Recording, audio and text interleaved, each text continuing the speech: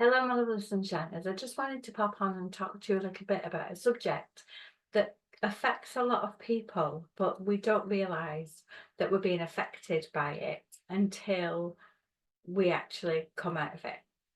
And the thing that I'm talking about is living with a narcissist and how you navigate your life after being with a narcissist, and also understanding the journey that you go on, um, to get you past it so that you don't feel like you're in this constant cage of where they've kept you. Life after a relationship with a narcissist can be incredibly challenging. Such relationships often leave people feeling emotionally drained, they feel confused, and they even question their own self-worth because a narcissist will try and keep you down, they will control you, they will manipulate you, they will make you feel like you're the one that's always in the wrong, everything's your fault. So you start then to question, was I really like that? Is that really true? Was that really me? And the truth is, no, it's not. It was their controlling behavior that's made you feel that you're stuck, like I say, in this cage. Narcissistic relationships are really complex. And, like I said before, they're marked by manipulation, by gaslighting, by emotional abuse. And all these can have really profound effects on an individual's mental health. So today I really wanted to try and give you some insights into the journey of healing after such an experience and exploring key aspects like self-care, setting boundaries, that's a big one, rebuilding your self-esteem, and moving forward towards a healthier future. Narcissists are quite often really, really skilled at presenting a charming and charismatic exterior. And please bear in mind, this doesn't always have to be a partner. It can be, a family member. It can be a friend. It can be a work colleague. Okay. Um, and because they have this exterior that's sparkly, a bit like if you've ever seen the Twilight films, and you see Edward step out into the sunshine and he's all beautiful and sparkly. That is what a narcissist is, what they would look like. And it can be really, really difficult to identify the harmful dynamics of the relationship in the early stages because you just don't see it. You're in love, you're infatuated with somebody, or, even if it's not a romantic relationship, you have some sort of a pull with someone that gets you, you gravitate towards them. But over time, the relationship may become a cycle of idealization, devaluation, and disregard. So, you start to notice things, but because they're so good at what they do, you think it's something that's wrong with you as opposed to something that's wrong with them. This cycle often leaves the affected individual in a state of constant self-doubt and emotional turmoil. Manipulating tactics like gaslighting, where the narcissist causes the individual to doubt their reality, can lead to a diminished sense of self and even mental health issues such as anxiety and depression. Recognizing the impact of this experience is the first step forward to feeling like you're going to start on a journey of recovery. It's really difficult when somebody makes you feel that you're you're the one that's doing all the things wrong. You're the reason why your relationship's not working. You're the reason why the kids are not happy. You're the reason why, things are not working out, and they're shouting at you all the time and all that kind of stuff. And it's really difficult for you to see past that when somebody keeps piling it on top. You imagine it being like you're holding out your arms and someone's piling lengths of wood on you, and eventually you can't see past them. And this is what a narcissist will do. They will keep putting more and more things on you so that you don't see what the real reality is. Healing after a relationship with a narcissist is a gradual process. So don't be annoyed with yourself if you're not sort of got past it straight away. It takes time. And individuals may feel that they are grappling with some really different ranges of emotions. So you could go through anger and sadness and confusion and even guilt. You know, we sometimes feel guilty that we allowed ourselves to get into that situation and not notice it sooner. And it's common to reflect on the relationship and question what went wrong or why certain red flags were overlooked. If this is based on a relationship with two people loving each other, it's very, very difficult for us to see the red flags because our heart wants to see all the beautiful things in a person. So you don't necessarily see them, even though people can point them out to you. So don't feel guilty about that. It's very difficult to see past the love that you have in your heart. This self-reflection, although painful, is a natural part of the healing journey. Understanding these emotional responses are normal and part of the process that can help, you to manage how you're feeling. The path to healing often involves several key components, each of which plays a crucial role in the recovery process. You like I said to you before, don't be rushing and trying to force yourself into getting better. Take time to understand and to realise what it was and what the red flags were so that you are ready for the next time round, if there's a next time round. Now, one of the most vital steps in the healing journey is the practice of self-care. You have to be looking after yourself, your inner self. And this can encompass a wide range of activities tailored to the individual's needs. So, for some self-care, you might want to seek professional help, such as myself, speaking to a therapist, or, having some counselling, that sort of thing. And doing that, you can work through the trauma and you can have, be held in a supportive container to make you feel safe in talking about this. For others, it might include, simpler actions like taking time for yourself, engaging in activities that bring you joy, or focusing on physical health through exercise and a balanced diet. Sometimes, if it's something that you keep repeating and you go, from one partner to another and they all end up being a very similar sort of person, then I think you would be better off having some sort of therapy to understand why you tend to keep going for this type of person. Because in my experience, there will be an underlying reason why you go for this type of person.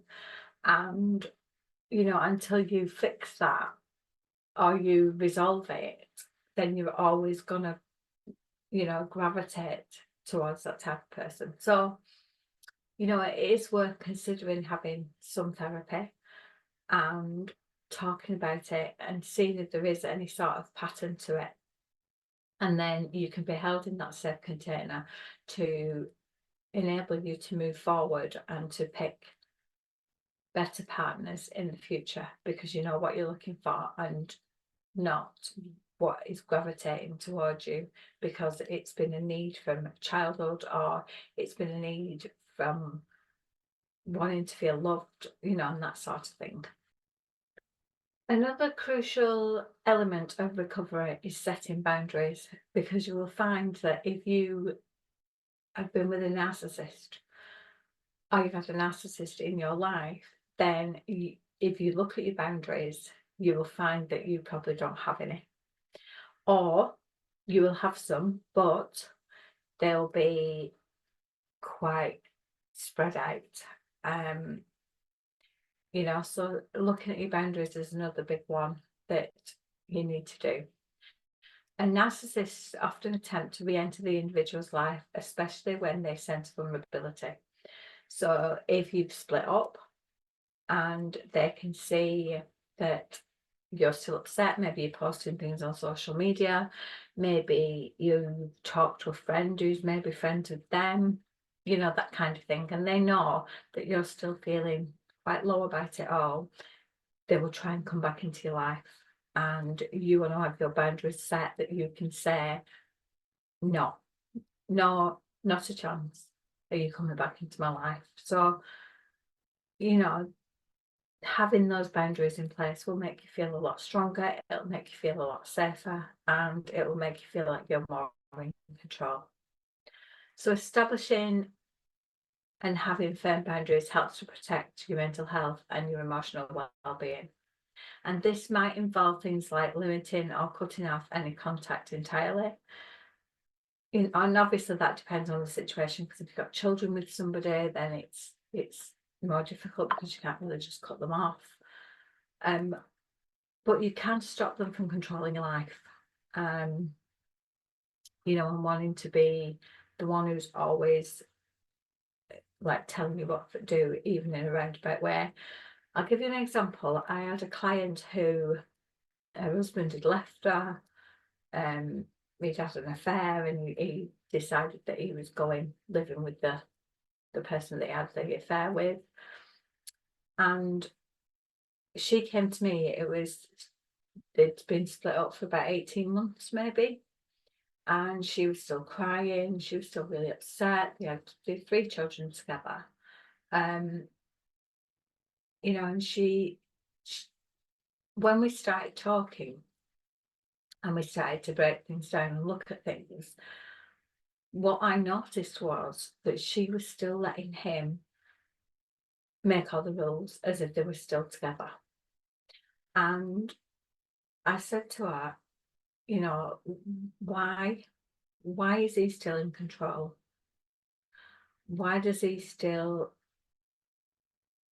you know, make the decisions, rule the roost? Why are you still letting him do that? And she hadn't actually noticed that that's what she was doing.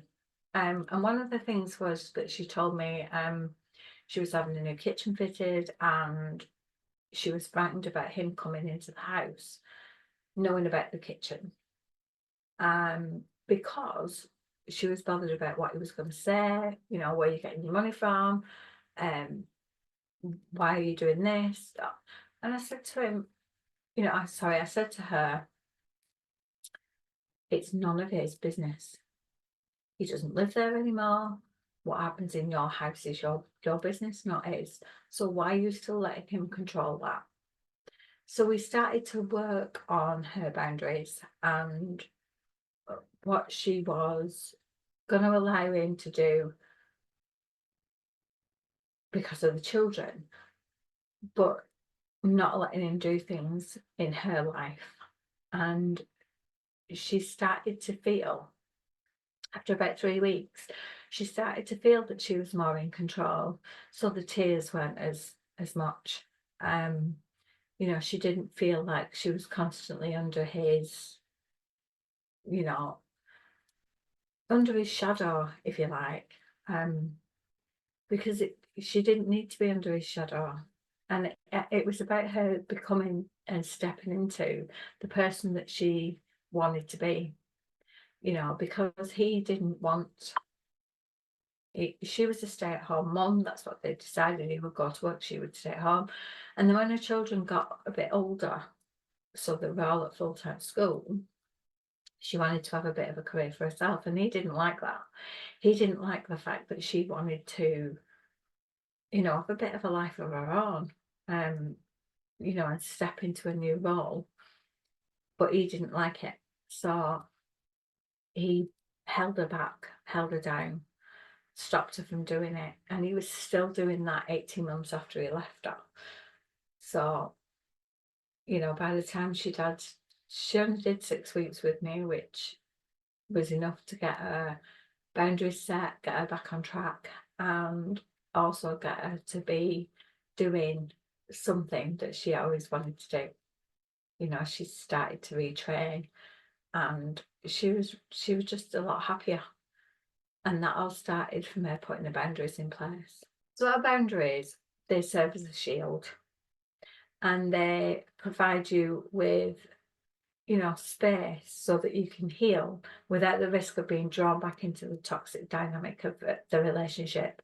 Because while you're healing, and you're still a bit vulnerable, they can still be like, oh, well, she's vulnerable and she needs me, and or he or whoever it might be will be trying to get back in, and you can say, well, no, this is my boundary circle and you're not allowed past it, so it just gives you time to heal from inside out.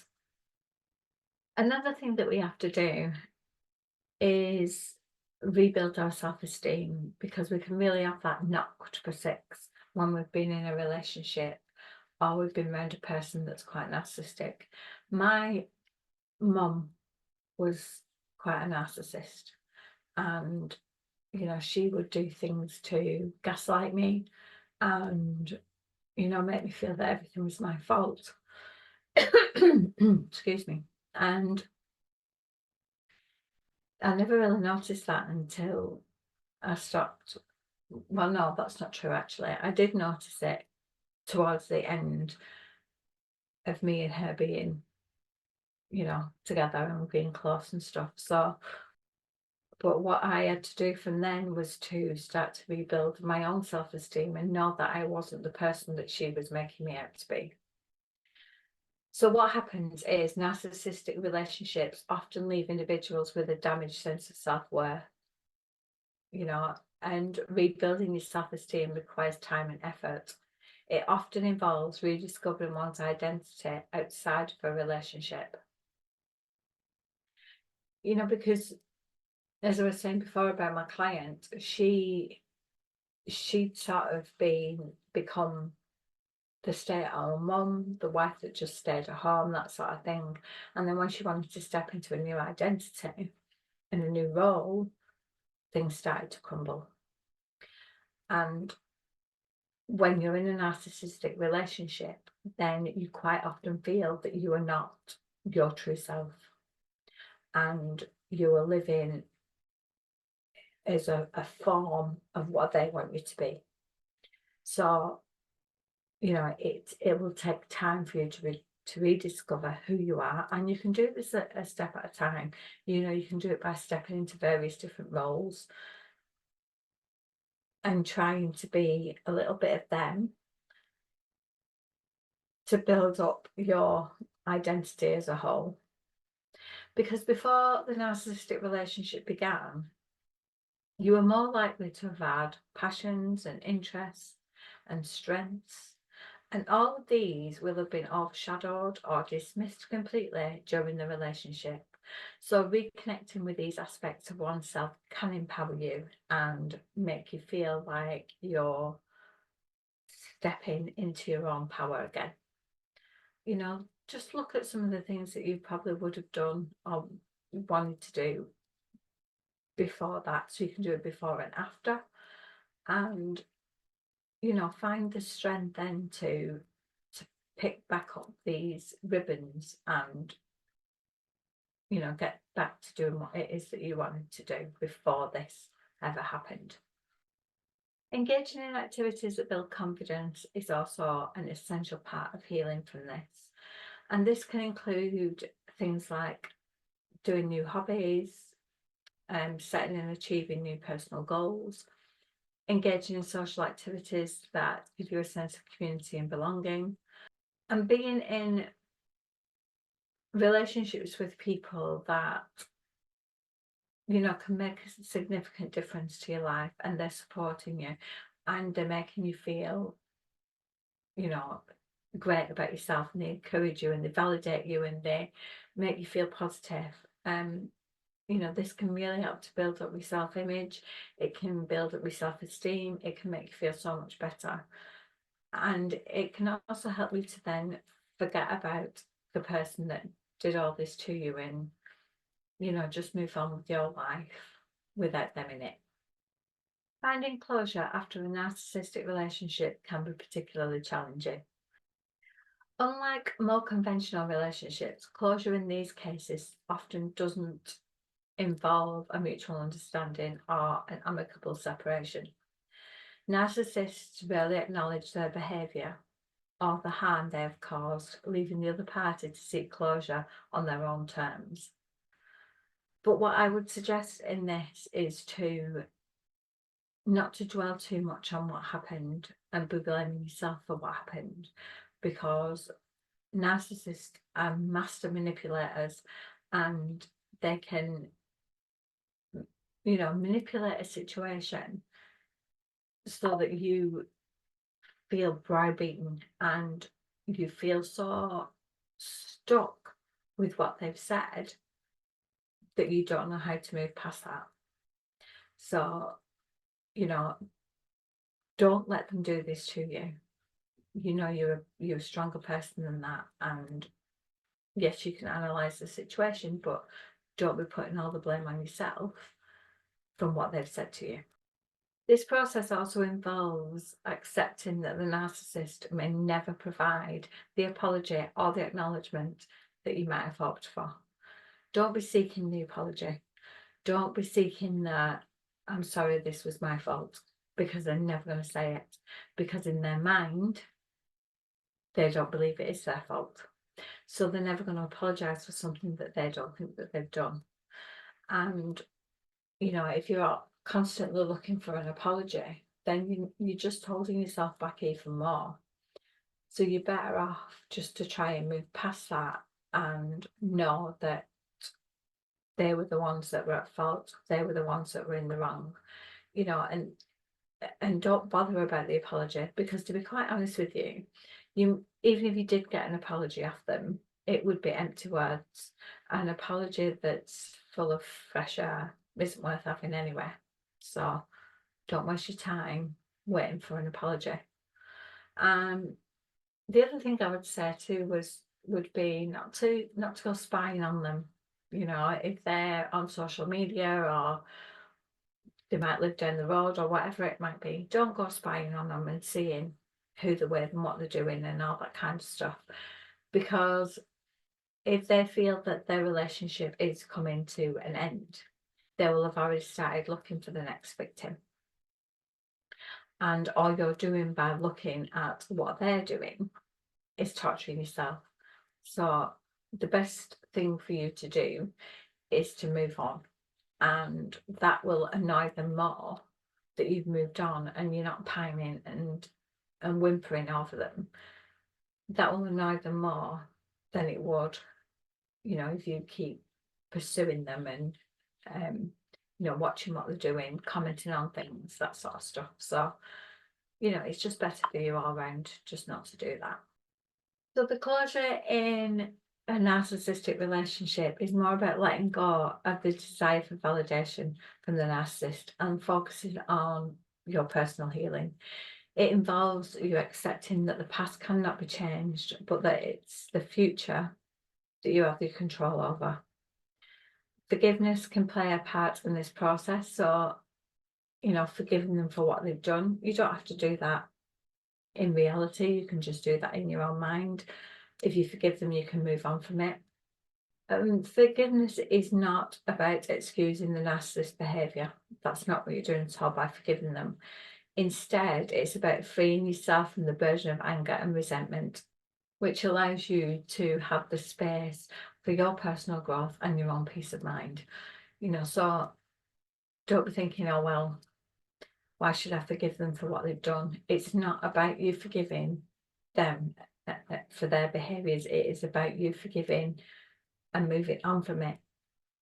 So it's a bit like forgiving yourself, I suppose, so that you can move on from it and you can give yourself that space. Because if you've got in your mind anger and resentfulness and all that kind of stuff, you have no space for the other things that need to be going on to get you past this situation.